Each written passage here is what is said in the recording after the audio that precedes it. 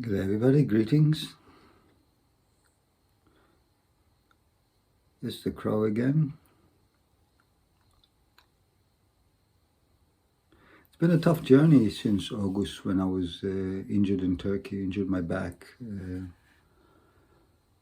So I think now 6 months later, I feel finally I'm on the home run. It's getting better. Like I'm blessed, I can walk now, I can swim, I can sit, which that was very difficult.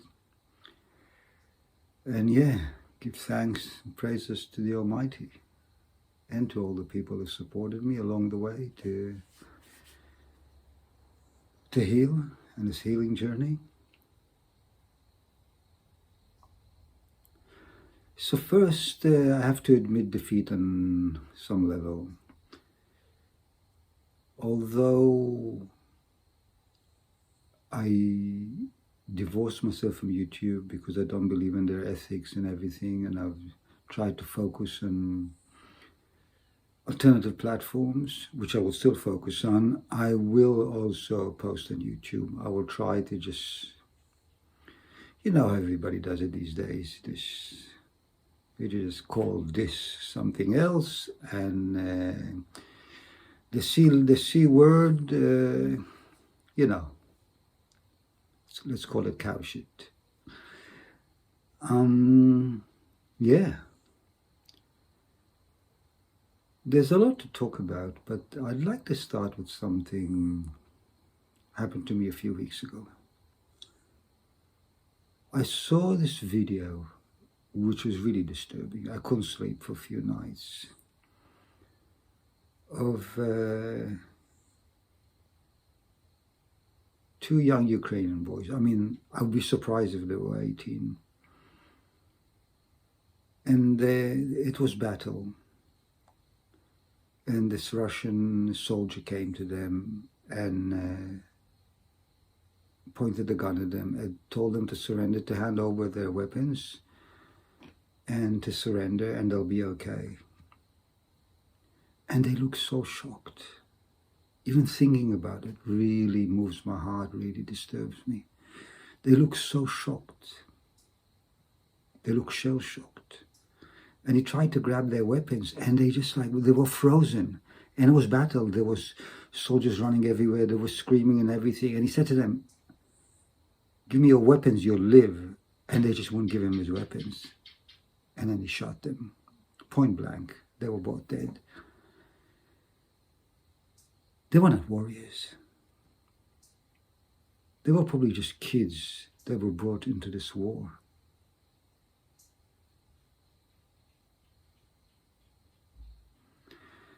This war has turned into a massacre ground of the innocent. According to very reliable estimates, over 300,000 Ukrainian men have died already. And around 30,000 Russian. And one day we're going to be lied to, because there's going to be all these cemeteries in Ukraine, and they say there were heroes that died for their country. No, they didn't. Unfortunately, they didn't. They died for deep state, for cabal, for a merciless organization, movement that's been ruling the world now for so long. 3 months after the war started, the Russians in Ukraine were going to sign a peace deal. And Boris Johnson rushed to Kiev and told them, "Don't sign, fight. Fight until the last Ukrainian."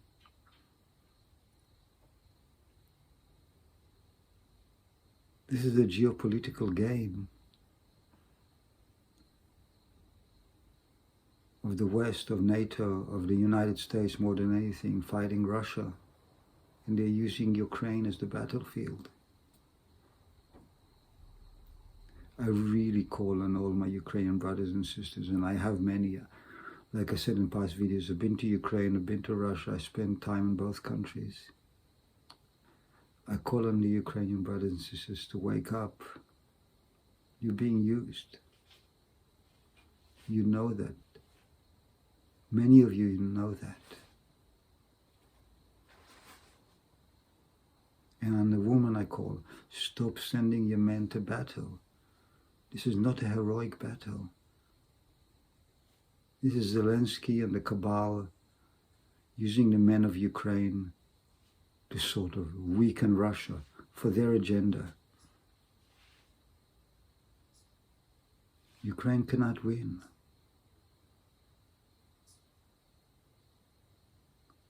And I know it sounds ridiculous, but really the only country that cares about Ukraine is Russia. Because if they didn't, Ukraine would be destroyed already.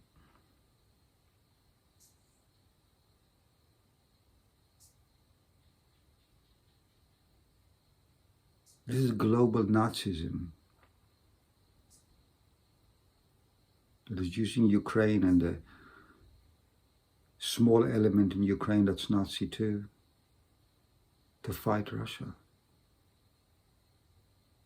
It's not going to work.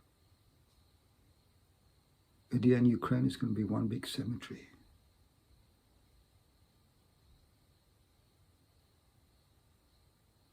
This killing has to stop. I probably have this image in my head for years of this boy. He was a kid.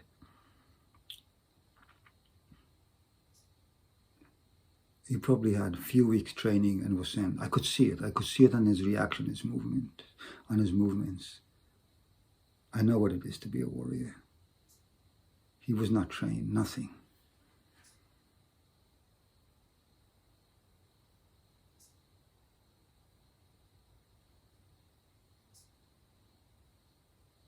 And because it was the heat of battle, really the Russian soldier did not have any choice. I could see he didn't want to do it. He was begging with them, just surrender.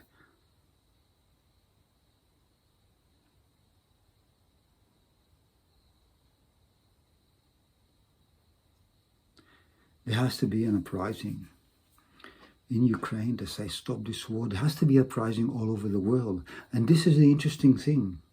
Where's the peace movement? Look how hypocrite all the left is. Where is the peace movement? Forget about if you're for Ukraine or for Russia. Where is the world peace movement? Where are the marches? Stop this war.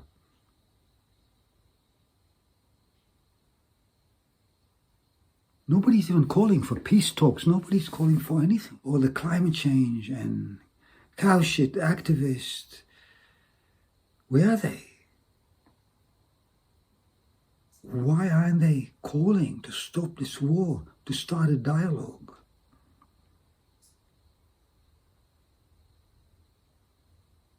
Germany that vowed to always be neutral. Japan to vow to always be neutral. It's all resurrecting. History is repeating itself. And this time it's all of Europe.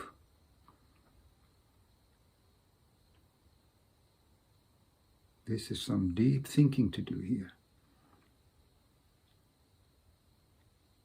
We need a peace movement now. A real peace movement to stop this war. The first thing you do when you want to stop a war is you stop sending weapons, you stop fueling the fire, and you encourage people to talk. And what did the West do? They did exactly the opposite. Yesterday, the ex-Israeli Prime Minister, Naftali Bennett, came out and said, in the beginning, when he was involved in the peace talks, he said the peace talks stood no chance because the West was against a compromise. They were against a deal between Russia and Ukraine. So they basically ruled out a positive outcome. So what? You want another 3, 4, 500,000 people to die? There's no heroism here. Nothing. Just bloodshed.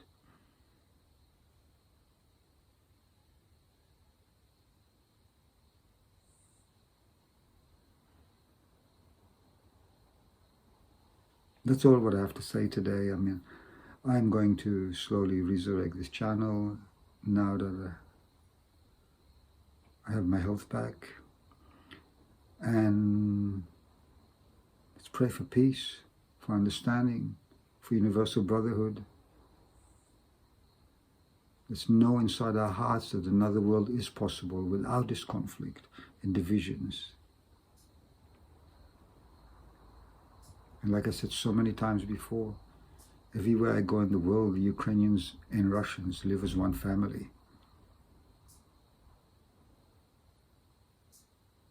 This is a manufactured conflict by people who actually hate Slavs.